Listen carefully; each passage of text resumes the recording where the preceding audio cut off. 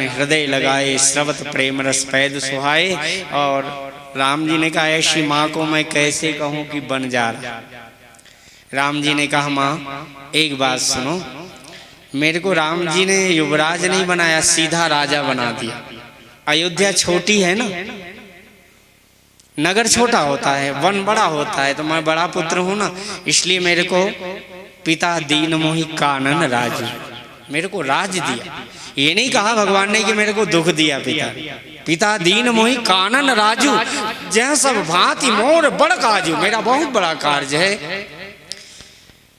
कौशल्या महारानी जी ने बहुत धैर्य, उन्होंने कहा देखो ना, कर्तव्य जब प्रेम के चरण कमलों में आकर के समर्पण दे देता है, माता प्रेम का स्वरूप है, करुणा की स्वरूप है, और पुत्र कर्तव्य का स्वरूप है। पुत्र जब माँ के चरणों में समर्पण दे देता है तो माँ कर्तव्य को झुकने नहीं देती है, कर्तव्य को प्रेम के साथ में अपनी शक्ति दे करके उसको महान बना देती है। और राम जी को कहा बिल्कुल आप वन को जाइए प्रेम से। बहुत सुंदर करुण कथा है। और सीता जी आई हैं, सुन करके सासू जी के चरणों में वंदन किया। माँ के आँख, सीता माँ के आँख में आंसू आ गए।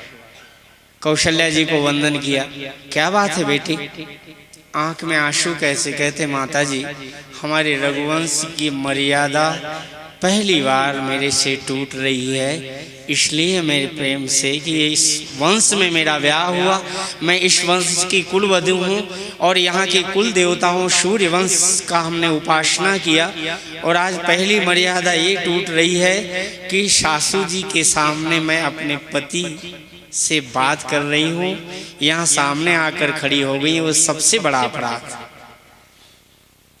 माँ जहाँ रहती हो ना, सासू और पति होते हैं ना, तो बहू रानी कभी मिला ही नहीं करती थी, मुंह नहीं दिखाती। यहाँ हमारे पति देव खड़े हैं, यहाँ हमारे ससुर हैं, माता जी हैं, तो वहाँ बहुएं कभी भी मुंह दिखाने नहीं आती। इसलिए सीता जी रो पड़े। बड़े प्रेम से वंदन किया, माता जी आपके आशीर्वाद से सुखी रहूंगी। माता जी से आशीर्वाद लिया, वन के लिए प्रस्थान करते हैं। भगवान श्री राम जी पिताजी से वंदन करने आते हैं। लक्ष्मण जी ने भी सब कुछ प्रेम किया। बड़ी लंबी गहरी कथा है, कहाँ तक अनंत, लेकिन थोड़ा सा भरत चरित्र श्रवण करने के लिए भरत चरित्र मुख्य हो जाए। और राम लक्ष्मण वन को गए, सारे अयोध्यावासी पीछे गए। प्रथम वास तमसा नदी के किनारे हुआ। सुमंत जी को आदेश दिया लेकर राम जी को जाओ, रथ पर बैठा कर सुमंत जी लेकर गए तमसा नदी के किनारे। अयोध्यावासी साथ में गए। दूसरा निवास गंगा जी के किनारे गुह निषाद ने स्वागत किया, राम जी निवास किए। और दूसरे दिन उठ करके भगवान ने सुमंत जी को आज्ञा दी और सुंदर वटशीर बुला करके अपनी जटाओं में लगाया, बाल में, और जटा बढ़ाई। भगवान ने जटाओं का जूट बांधा। सुमंत जी रो पड़े। उन्होंने कहा आप तो पिता ने मुख से आज्ञा नहीं दी और आपने मानकर मौनम स्वीकार लक्षणम चले आए, लेकिन मेरे से आज्ञा दी, आदेश दिया राम जी को 4 दिन वन दिखा करके वापिस ले आने, क्या आज्ञा है? उन्होंने कहा महाराज श्री दधीचि हरिश्चंद्र नरेशा शहे धर्म हित कोटि कलेशा रंति देव बलि भूप सुजाना धर्म धरेऊ सही संकट नाना धर्मन दूसर सत्य समाना आगम निगम पुराण बखाना सोमय धर्म सुलभ करी पावा तजे तिहुपुर अपजस्सा। धर्म का त्याग नहीं करना चाहिए। धर्मो एव हतो हंति धर्मो रक्षति रक्षिता। राम जी ने धर्म का उपदेश दिया। सुमंत जी रो पड़े कि सीता माँ को भेज दो। सीता माँ रो पड़ी कि महाराज आप मेरी पिता के समान ससुर से मैं बात नहीं कर सकती, लेकिन मैं इनको छोड़कर कैसे जाऊं? कहाँ चंद्रिज का चंद्र तजी जाई, प्रभा जाई कहाँ भानु बिहाई।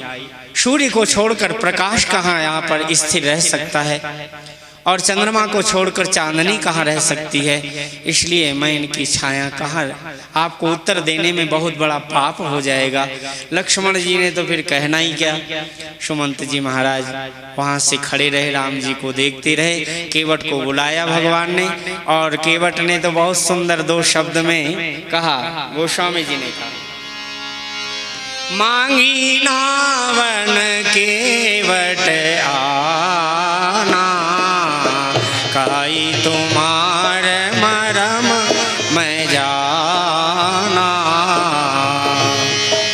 चरण कमल सब चरण कमल रज सब कहूँ काई, मानस करुण मूढ़ि तब आई। केवट ने बड़े प्रेम से कहा महाराज आपके चरण कमलों की रज मनुष्य बनाने की जड़ी है, मानुष करण मूढ़ि तब आए। तो भगवान ने कहा कि मेरे चरण जो स्पर्श नहीं करेगा, कहते नहीं नहीं नहीं, आपके चरणों की रज और आपके चरणों का जो ध्यान नहीं करता वो मानुष के हलाने योग्य ही नहीं। इसलिए आपके ही चरण कमलों की मर्यादा पुरुषोत्तम श्री राम जी श्री कृष्णचंद्र जी के चरण कमलों का जो उपासना नहीं करता वो मानव मनुष्य रूपेण मृगाश्चरन्ति ईशाम न विद्या तपो न दान।